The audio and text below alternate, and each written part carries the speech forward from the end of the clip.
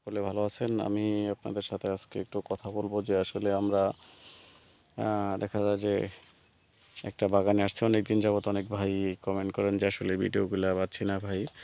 তো আমরা আজকে দেখাচ্ছি যে আপনাদেরকে একটা বাগানে ঢুকছি, দেখা যাইতেছে যে আসলে বিভিন্ন জাতের কোয়ালিটি পেঁপেগুলা।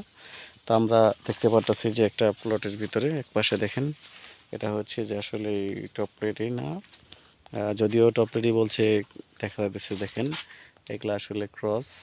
এটা আসলে এরকমভাবে দেখা যাচ্ছে যে টপলেটের চারা না। আর টপলেটের চারা হলে দেখেন টপলেটের চারার গ্রোথটা কেমন। তো এবার আসলে অনেক কৃষক ভাই প্রতারিত হয়েছে। অনেক কৃষক ভাইরা বলতেছে যে আসলে আমরা টপলেটের চারা পাচ্ছি না, কিভাবে পাবো আমরা। আমরা বলবো যে আসলে আপনারা যেখান থেকে চারা কিনেন পরিচিত লোকের কাছ থেকে চারা কিনবেন। আর পরিচিত লোকের কাছ থেকে যখনই চারা কিনবেন তখনই দেখবেন যে আপনারা কখনো ঠকবেন না। আর যখনই দেখা যাচ্ছে দূর থেকে চারা, অপরিচিত লোকের কাছ থেকে চারা কিনেন তখনই কিন্তু প্রতারিত হন। তো আপনাদেরকে আমি বলবো যে আপনারা যারাই পেঁপে বাগান করবেন আগামীতে, ইনশাল্লাহ এরকম ভালো জাতের চারা দেখবেন এবং অরিজিনাল টপ কোয়ালিটি কিনে এটা একটু যাচাই করে তারপরে কিনবেন, তাহলে দেখা যায় যে এরকম ফসল পাবেন। আমি একটা প্লটে ঢুকে দুইটা গাছে দেখালাম, প্লট এই পাশে একটা আর এই পাশে একটা দেখেন। এইখানে আমরা দেখতে পারতেছি যে গাছে কিছু গাছে ফল নাই এরকম। তা আবার আরেকটা গাছে দেখতে পারতেছি, আপনাদেরকে দেখাচ্ছি যে এই যে দেখেন, এগুলোর মধ্যে মনে হয় যে দুই একটা ফল এরকম যদি হয় তাহলে কিন্তু আপনারা ওইরকমভাবে আসলে মনে হয় ভালো প্রফিট পাবেন না।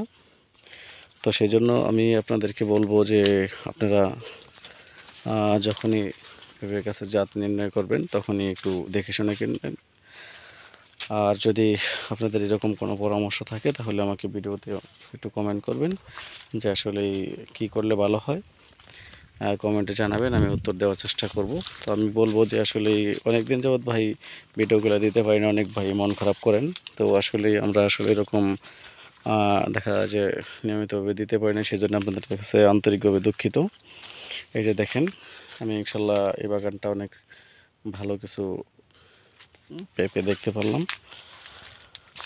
এই দেখেন এখানে প্রত্যেকটা গাছটাতেই দেখা যাচ্ছে ভালো একটা ফলন।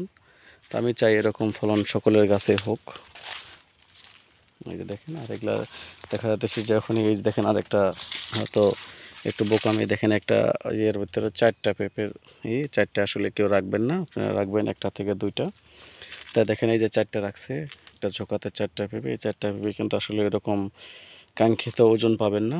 তো সেজন্য তাদের উদ্দেশ্যে বলবো যে আপনারা যখনই পেঁপে রাখবেন একটা, আর যদি সর্বোচ্চ রাখেন দুইটা, কিন্তু একটা রাখলে ভালো হয়। তো এই বলে আমি আলোচনা শেষ করছি। আপনারা সকলে ভালো থাকবেন। যে সকল ভাইয়েরা দেশ এবং দেশের বাইরে থেকে এবং ভাই এবং বোনেরা আমার ভিডিওগুলো ফলো করেন তাদের সকলের সুস্বাস্থ্য এবং দীর্ঘায়ু কামনা করি এবং তাদের প্রতি আমার সালাম। সকলে ভালো থাকবেন। আসসালামু আলাইকুম।